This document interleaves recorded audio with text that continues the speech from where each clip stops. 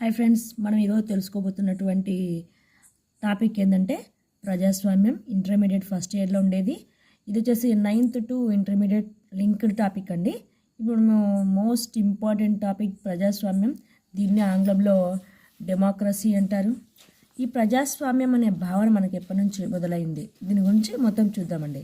ప్రజాస్వామ్య అర్థం, నిర్వచనాలు, ప్రజాస్వామ్యం యొక్క లక్షణాల గురించి మనం ఈ వీడియోలో తెలుసుకుందాం.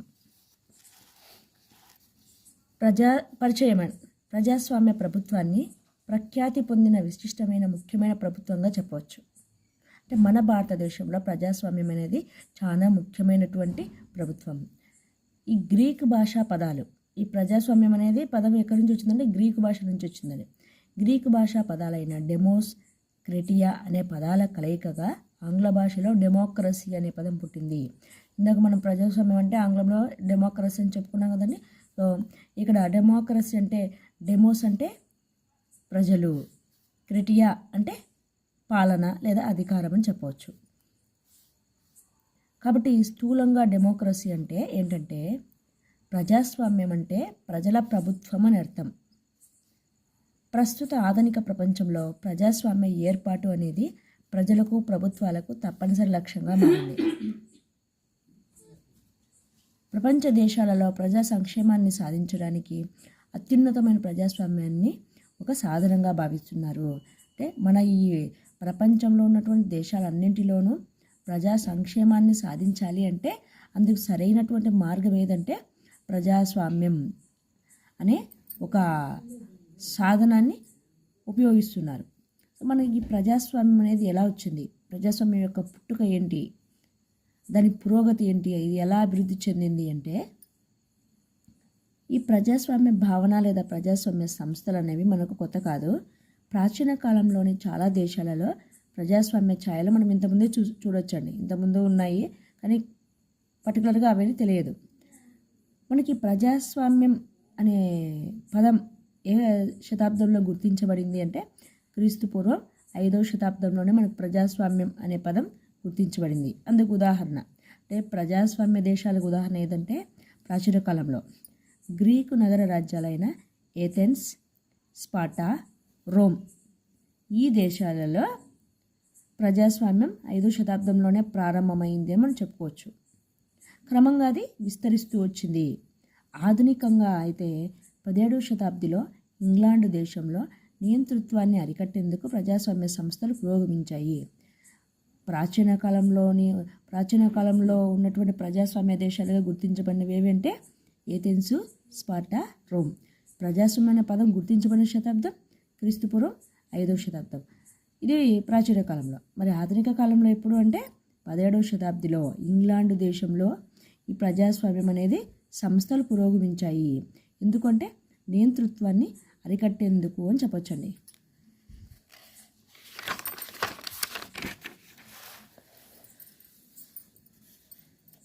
ప్రజాస్వామ్య అమెరికా దేశ స్వాతంత్ర ప్రకటన, ఫ్రెంచ్ మానవ హక్కుల ప్రకటన కూడా ప్రజాస్వామ్య సంస్థలకు ప్రాధాన్యత ఇచ్చాయి. ఈ రెండు ప్రకటనలు కూడా ప్రజాస్వామ్య విలువలను, సంస్థలను ప్రజలకు అందించాలని దృఢమైన నిబంధనలు విధించాయి. మనకి ఇక్కడ ప్రజాస్వామ్య సంస్థలకు ప్రాధాన్యతనిచ్చినటువంటి 2 ప్రకటనలు ఏవి అంటే అమెరికా దేశ స్వాతంత్ర ప్రకటన, ఫ్రెంచ్ మానవ హక్కుల ప్రకటన. మనం ఇక్కడ ఇంకొక బిట్టు చెప్పుకోవచ్చండి. ఇది నేను ప్రిపేర్ అవుతున్నటువంటి బుక్. ప్రాచీన ప్రజాస్వామ్య ప్రభుత్వానికి ఆధునిక ప్రజాస్వామ్య ప్రభుత్వానికి గల తేడా ఏంటి, మనం ఇది చాలా తెలుసుకోవాలండి. అదేంటంటే ప్రాచీన గ్రీకు నగరంలో ప్రజలు ఏం చేసేవారంటే ప్రత్యక్షంగా ప్రభుత్వాన్ని ఏర్పరచడంలో, శాసనాలు తయారీలో పాల్గొనేవారు. అంటే ప్రత్యక్ష ప్రభుత్వం నడిచేది, ప్రజలే శాసనాల తయారీలో పాల్గొనేవారు. ఇక ప్రస్తుతం అయితే ఆధునిక దేశాల్లో ఏమవుతుందంటే ప్రజలు వారు ఎన్నుకున్న ప్రతినిధుల ద్వారా పరోక్షంగా ప్రభుత్వ పాలనలో పాల్గొంటున్నారు. ఇది ప్రాచీన ప్రజాస్వామ్యానికి ఆధునిక ప్రజాస్వామ్యానికి ఉన్నటువంటి తేడా అండి. ఇక ప్రజాస్వామ్యం యొక్క అర్థం, నిర్వచనాల గురించి తెలుసుకుందాం.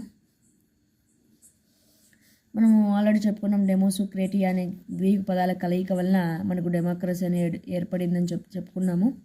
దీన్ని ప్రజల ప్రభుత్వమే ప్రజాప్రభుత్వాన్ని ప్రజాస్వామ్యం అని చెప్పుకోవచ్చు ఇక్కడ. అంతేకాదు ఈ ప్రభుత్వంలో రాజకీయ అధికారం కూడా ప్రజల్లోనే నిక్షిప్తమై ఉంటుంది. ప్రాచీన గ్రీకు నగరంలో ప్రజలు ప్రత్యక్షంగా ప్రభుత్వాన్ని ఏర్పరచడంలో, శాసనాల తయారీలో పాల్గొనేవారు. మనం ఇక్కడ బిట్టు రాసుకున్నాం కదండి. అదే ప్రస్తుత ఆధునిక దేశాల్లో అయితే ప్రజలు వారు ఎన్నుకున్న ప్రతినిధుల ద్వారా పరోక్షంగా ప్రభుత్వ పాలనలో పాల్గొంటున్నారు. ప్రజాస్వామ్యం భావనకు సంబంధించి నిపుణులు కొంతమంది మనకు నిర్వచనాలు ఇచ్చారు. అవేంటో చూద్దాం. ప్రజాస్వామ్యం నిర్వచనాలు అంటేనే మనకు మొట్టమొదటి గుర్తు రావాల్సిన వ్యక్తి ఎవరంటే అబ్రహం లింకన్.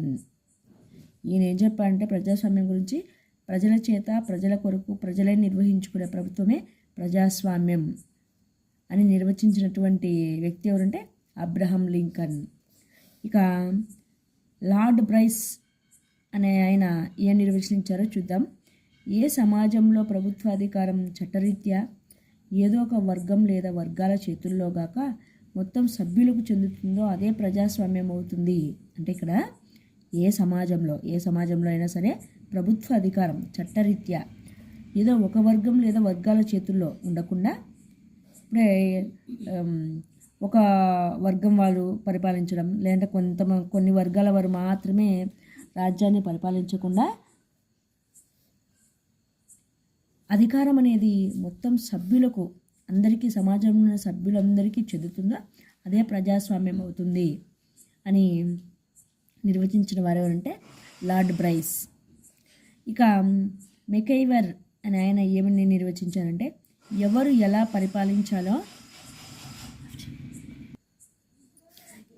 పరిపాలించాలో నిర్ణయించే మార్గమే ప్రజాస్వామ్యం అని నిర్వచించిన వ్యక్తి ఎవరంటే మెకైవర్ అని చెప్పొచ్చండి. ఇక జేఆర్ నేలీ అని ఆయన ఏమని నిర్వచించారో ప్రజాస్వామ్యం గురించి అంటే ప్రతి ఒక్కరికి భాగస్వామ్యం ఉండే పద్ధతి గల ప్రభుత్వమే ప్రజాస్వామ్యం. అంటే ప్రజాస్వామ్య ప్రభుత్వంలో ఎలా ఉంటుందంటే సమాజంలోని సభ్యులందరూ, అంటే ప్రజలందరూ ఏదో ఒక విధంగా ప్రభుత్వ కార్యకలాపాల్లో, ప్రభుత్వ కార్యక్రమాల్లో పాల్గొంటారు. అదే ప్రజాస్వామ్యం అని నిర్వచించిన వ్యక్తి ఎవరంటే జేఆర్ నెలీ అని చెప్పవచ్చు. ఇక ఏవి డైసీ, ఈయనది ఎక్కువగా అడుగుతుంటారండి బిట్ ఇక్కడ. అబ్రహం లింకన్, లార్డ్ బ్రైస్, ఏవి డైసీ నిర్వచనాలు బాగా గుర్తుపెట్టుకోండి. మొత్తం జాతి జనాభాలో ఎక్కువ భాగం ప్రభుత్వ యంత్రాంగంలో చేరినట్లయితే అది ప్రజాస్వామ్యం అవుతుంది. అంటే ప్రభుత్వ కార్యక్రమాల్లో, ప్రభుత్వ కార్యాలయాలు ఉన్నాయి కదండి, వాటిలో ఎక్కువ మంది ప్రజలు అందులో చేరి కార్యకలాపాలు నిర్వహిస్తూ ఉంటారో అదే ప్రజాస్వామ్యం అవుతుంది అని పేర్కొన్న వ్యక్తి ఏవి డైసీ. ఇక లోవెల్ అనే ఆయన ఏం చెప్పారు ప్రజాస్వామ్యం గురించి అంటే ప్రజాస్వామ్యం అంటే ప్రతి ఒక్కరికి అవకాశం ఉంది అని భావించే ప్రభుత్వమే ప్రజాస్వామ్యం. ప్రతి ఒక్కరికి అవకాశం ఉంది అని చెప్పేది ఎవరంటే లోవెల్ అని చెప్పొచ్చు ఇక్కడ. ఇక గెటిల్, ఏ రాజ్యం సార్వభౌమాధికార ప్రయోగంలో జనసమూహం భాగస్వామ్యం పొందే హక్కు ఉంటుందో అదే ప్రజాస్వామ్యం అని మనకు గెటిల్ అనే ఆయన చెప్పారు. ఇక్కడ సార్వభౌమాధికార ప్రయోగం అనేది ఏ నిర్వచనాల్లోనూ లేదండి, ఇక్కడ ఉంది. సో ఇది గుర్తుపెట్టుకోండి. సార్వభౌమాధికార ప్రయోగంలో జనసమూహం, జనాలందరూ కలిసి భాగస్వామ్యం పొందే హక్కు ఎక్కడైతే ఉంటుందో ఆ ప్రభుత్వమే ప్రజాస్వామ్యం అని చెప్పిన వ్యక్తి గెటిల్. ఇక జేఎస్ మిల్,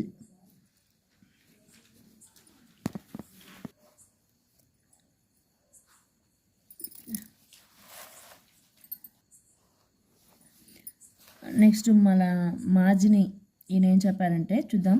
అత్యుత్తములు అంటే ఉత్తములైన వారు, వివేక సంపన్నులైన వారు సమాజంలోని అందరి అభివృద్ధి కోసం నిర్వహించే ప్రభుత్వమే ప్రజాస్వామ్యం అని చెప్పిన వ్యక్తి ఎవరంటే మాజిని. ఇంకా మనకు ప్రజాస్వామ్యం యొక్క ప్రజాస్వామ్యం యొక్క లక్షణాలు తెలుసుకుందాము. ఇక 9th క్లాస్ టెక్స్ట్ బుక్లో ప్రజాస్వామ్యం గురించి ఏమిచ్చారో చూద్దాం.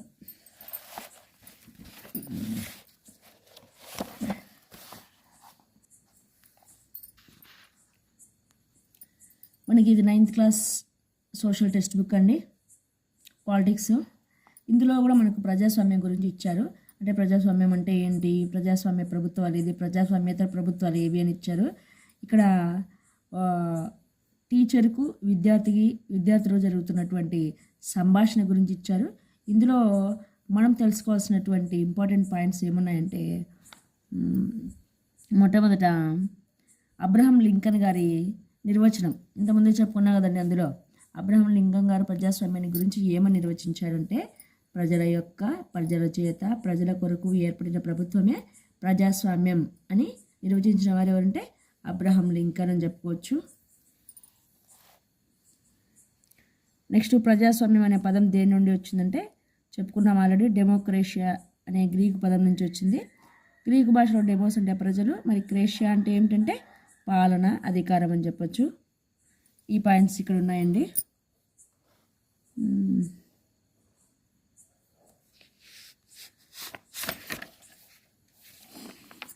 ఇక్కడ వచ్చేసి మనకు సాధారణ నిర్వచనం ఏది అంటే మనకు ప్రజాస్వామ్యానికి సంబంధించి అంటే ప్రజాస్వామ్యం అనేది పాలకులు ప్రజలచే ఎన్నుకోబడు ప్రభుత్వ రూపం. పాలకులు ప్రజలచే ఎన్నుకోబడు ప్రభుత్వ రూపం అని మనం సాధారణ నిర్వచనంలో ప్రజాస్వామ్యం గురించి చెప్పుకోవచ్చండి. ఇక ఇక్కడ ఇచ్చారు చూడండి, ప్రజాస్వామ్యాన్ని ప్రజాస్వామ్యేతర ప్రభుత్వాల నుండి వేరు చేయడానికి అవకాశం ఇస్తుంది. ఇక్కడ మయన్మార్ సైనిక పాలకులు ప్రజలచే ఎన్నుకోబడిన వారు కాదు. సైన్యాన్ని అదుపులో ఉంచుకున్న వీరు దేశానికి పాలకులయ్యారు. ఈ నిర్ణయంపై ప్రజలకు ఎలాంటి పాత్ర లేదు. అలాంటప్పుడు అది ప్రజాస్వామ్య ప్రభుత్వం ఎలా అవుతుందండి? సో ఇక్కడ మయన్మార్లో మనకు ప్రజాస్వామ్య ప్రభుత్వం లేదు, కేవలం చెప్పుకోవడానికి ప్రజాస్వామ్యం. ఇక పాలన అంతా సైనికుల మీద ఆధారపడి ఉంది. కాబట్టి దీన్ని మనము ఈ మయన్మార్ని అప్రజాస్వామిక దేశం అని చెప్పొచ్చండి. అలాగే ఇంకా మనకున్నటువంటి అప్రజాస్వామిక దేశాలు ఏంటంటే పినోచిట్, చిలీ దేశంలో ఉన్నటువంటి పినోచిట్లో నియంతలు పరిపాలన సాగిస్తున్నారండి. ప్రజలచే ఎన్నుకోబడలేదు కానీ ప్రజలను పరిపాలిస్తున్నారు. దీన్ని నియంతల పాలన అని చెప్పొచ్చు. ఇక్కడ ఇది రాచరికాలు కూడా వర్తిస్తుంది. అంటే రాజు తమ వారసుడు ఇలా రాచరికాలకు కూడా ఈ పాలన వర్తిస్తుంది అని చెప్పొచ్చు. ఇక ఇది కూడా అప్రజాస్వామిక దేశం అవుతుందండి. మనకి ఎగ్జాంపుల్స్ అడగచ్చండి, అప్రజాస్వామిక దేశాలుగా చెప్పుకోబడే దేశాలు ఏవి అని అంటే మయన్మారు, చిలీ, ఇంకో దేశం వచ్చేసి మనకు సౌదీ అరేబియా. ఇక్కడ ఏమవుతుందంటే ప్రజలు వారిని పరిపాలించడానికి ఎన్నుకున్నందున సౌదీ అరేబియా రాజులు పరిపాలన చేయడం లేదు, రాజవంశంలో పుట్టినందువల్లనే పాలన చేస్తున్నారు. అంటే మనకు సౌదీ అరేబియాలో ఏం జరుగుతుందంటే రాజరిక పాలన జరుగుతుంది, మయన్మార్లో సైనిక పాలన జరుగుతుంది. అంటే ప్రభుత్వం అధికారం మొత్తం సైనిక మీద ఆధారపడి ఉంటుంది. ఇక్కడ పినోచిట్లో అయితే నియంతలు, మనకు జర్మనీలో హిట్లర్ ఉన్నారు కదండి, అలా నియంతల మీద ఆధారపడి పినోచిట్లో పరిపాలన సాగుతుంది. అలాగే సౌదీ అరేబియాలో వచ్చేసి రాచరికంలో రాజులు పుట్టినందువల్లే పాలన చేస్తున్నారు. సో ఈ 3 దేశాలు మనము అప్రజాస్వామిక దేశాలుగా చెప్పుకోవచ్చండి. ఇక ఒక ప్రజాస్వామ్య ప్రభుత్వానికి ప్రజాస్వామ్యంగా నటిస్తున్న ప్రభుత్వానికి మధ్య గల తేడాను కూడా మనం జాగ్రత్తగా గుర్తించవచ్చు.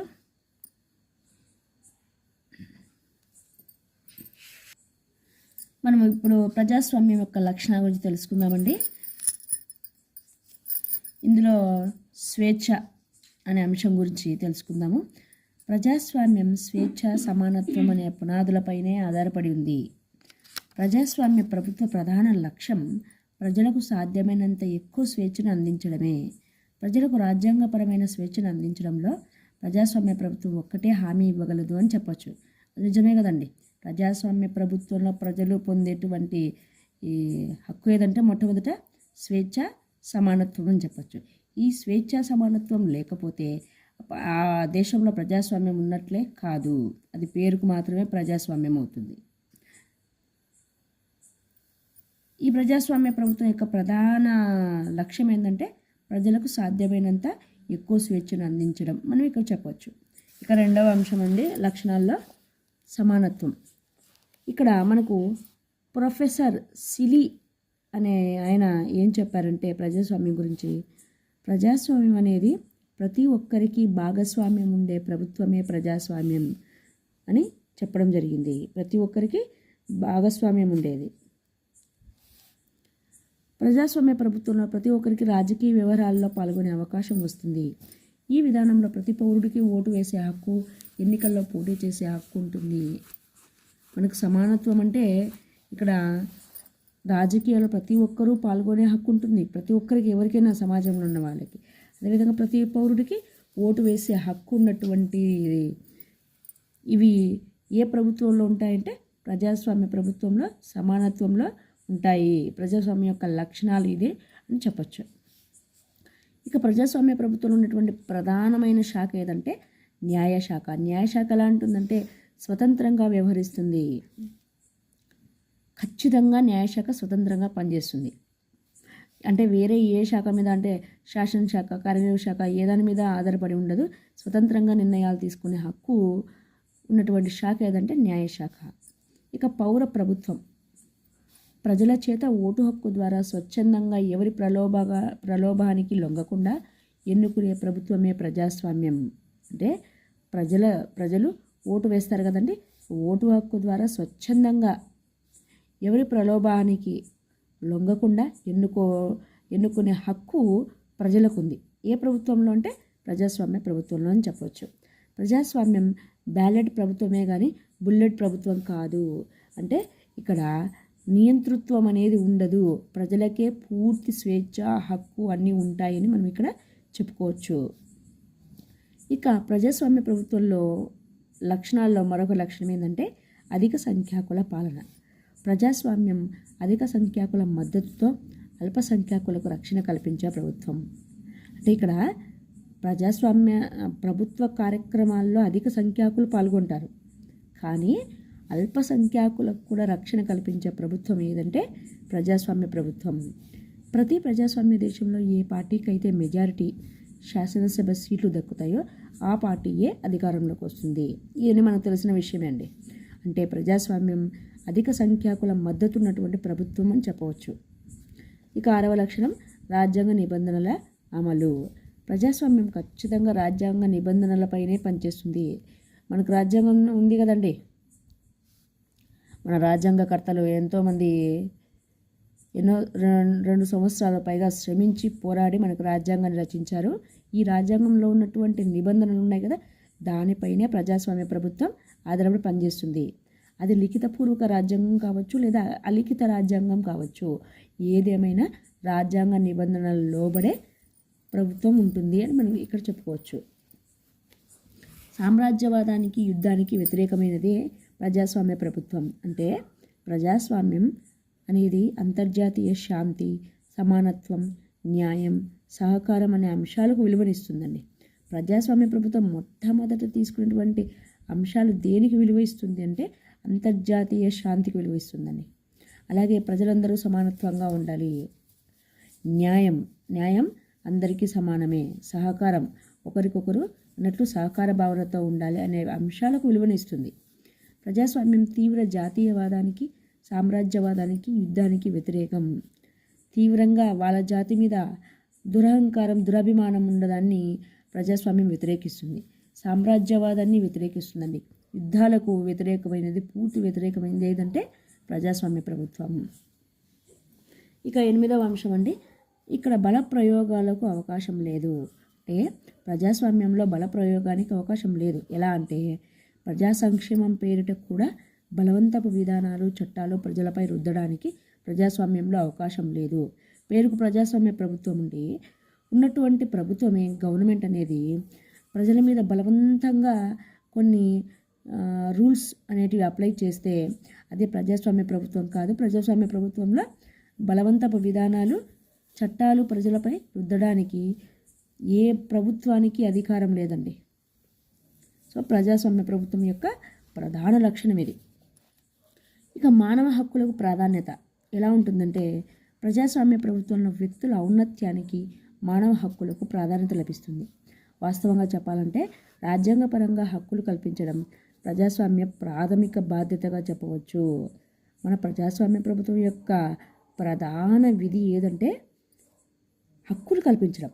ప్రజలకు హక్కులు కల్పించడం ప్రధానమైనటువంటి విధి అండి. ఇది మనకు ఈ హక్కులు అనే అంశం ప్రజలకు ఎలా వర్తిస్తుంది అంటే అది ప్రజాస్వామ్య ప్రభుత్వం ద్వారానే సాధ్యమవుతుంది.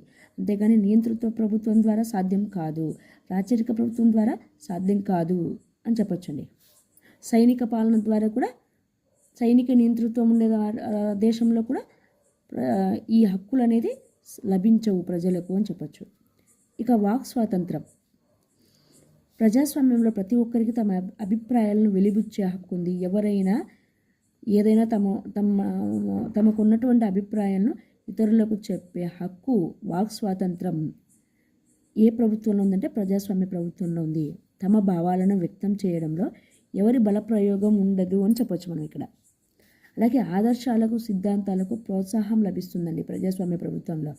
అది ఎలా అంటే ప్రజాస్వామ్యంలో విభిన్న ఆదర్శాలకు భావాలకు సిద్ధాంతాలు ఏర్పడటానికి అవకాశం ఉంటుంది. శాసనసభలో కూడా అనేక అంశాలపై నిరంతరం చర్చ జరుగుతూనే ఉంటుంది. మనం అసెంబ్లీలో చూస్తూ ఉంటాం కదండి, టీవీలో చూపిస్తూ ఉంటాడు అసెంబ్లీ హాల్లో. అందులో నిరంతరం ఒకరి మీద ఒక చర్చ జరుగుతూ ఉంటుంది. ఒక అంశం గురించి వాదోపవాదాలు జరుగుతూ ఉంటాయి. ఇలా ఇవన్నీ మనకు శాసనసభలో జరుగుతూ ఉంటాయండి. అనేక అంశాలపై నిరంతరం చర్చ జరుగుతూ ఉంటుంది అని మనం ఇక్కడ చెప్పవచ్చు. ఇది ఒక రాచరిక ప్రభుత్వంలోనూ సైనిక నియంతృత్వం గల ప్రభుత్వంలోనూ సాధ్యపడదండి. కేవలం ప్రజాస్వామ్య ప్రభుత్వంలోనే అంశాలపై నిరంతర చర్చ కొనసాగుతుంది. హింసకు విప్లవాలకు వ్యతిరేకమైనది ఏదంటే ప్రజాస్వామ్య ప్రభుత్వం. మన ప్రజాస్వామ్య ప్రభుత్వంలో హింసకు తావు లేదండి. ప్రజాస్వామ్యంలో ప్రభుత్వం ఎలా ఉంటుందంటే రాజ్యాంగ ప్రక్రియ ద్వారా మాత్రమే జరుగుతుంది. ప్రజాస్వామ్యం దేని మీద ఆధారపడి ఉంటుంది అంటే రాజ్యాంగ నిబంధనల మీద, రాజ్యాంగ ప్రక్రియ ద్వారా మాత్రమే జరుగుతుంది. అంటే రాజ్యాంగంలో రాజ్యాంగకర్తలు ఏమేమి రాశారో, ఎటువంటి విధి విధానాలు, ఎటువంటి హక్కులు, ఎటువంటి మనకు అక్కడ లిఖించారో దాని ప్రకారమే ప్రభుత్వం కొనసాగుతుందండి ప్రజాస్వామ్యంలో. అంతేకాని అక్కడ హింసకు, విప్లవాలకు, యుద్ధాలకు వ్యతిరేకమైనది ఏంటంటే ప్రజాస్వామ్య ప్రభుత్వం అని చెప్పొచ్చండి. మనం ప్రజాస్వామ్య లక్షణాల్లో ఉన్నటువంటి 12 లక్షణాల గురించి ఇప్పుడు చెప్పుకున్నామండి. ఇక నెక్స్ట్ వీడియోలో రేపు మనం 13th పాయింట్ నుంచి స్టార్ట్ చేసుకుందామండి.